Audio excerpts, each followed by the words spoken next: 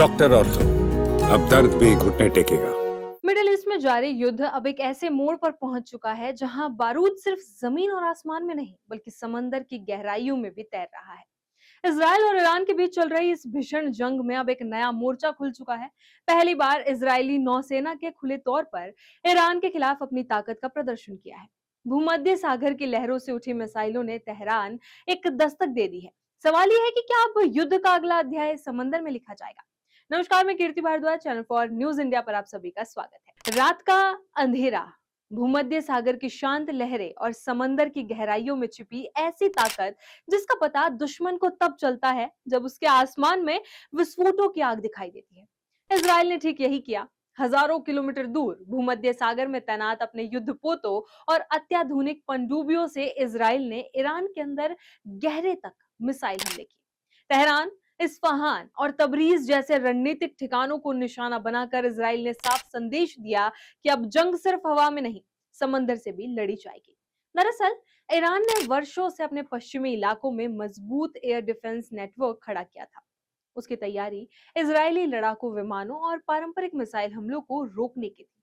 लेकिन इस बार हमला उस दिशा से आया जहां से खतरे की उम्मीद सबसे कम थी।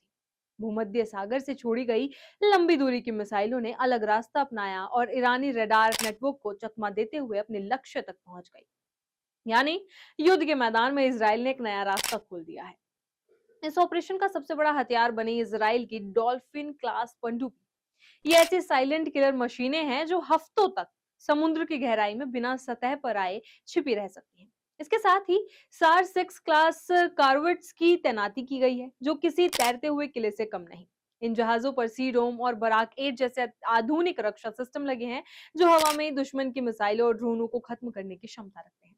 तकनीक, सटीकता और गोपनीयता, यही इजरायली नौसेना की सबसे बड़ी ताकत है। लेकिन कहानी का दूसरा किरदार भी कम खतरनाक नहीं है।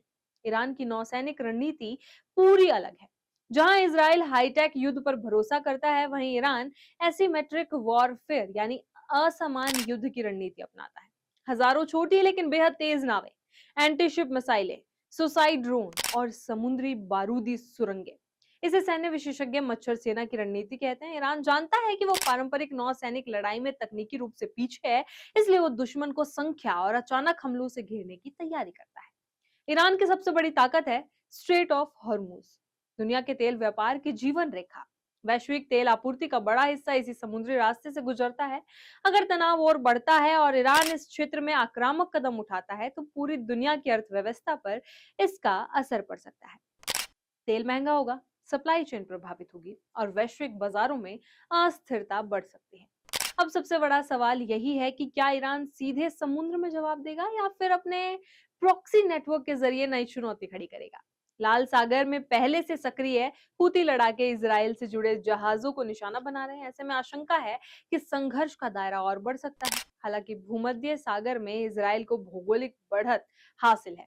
हाइफा जैसे बंदरगाह उसके लिए मजबूत लॉजिस्टिक आधार है, जबकि ईरान की पहुंच उस क्षेत्र तक सीमित है। यही वजह है कि किसी भी जवाबी कार्रवाई में ईरान लंबी दूरी की मिसाइलों और ड्रोन हमलों पर ज्यादा भरोसा कर सकता है। मिडल ईस्ट का यह युद्ध अब एक नए युग में प्रवेश कर चुका है।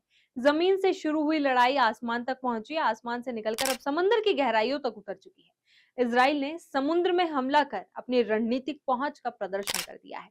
लेकिन असली सवाल अभी बाकी है। क्या तेहरान इस चुनौती का जवाब देगा? अगर देगा तो कब, कहां और किस ताकत से?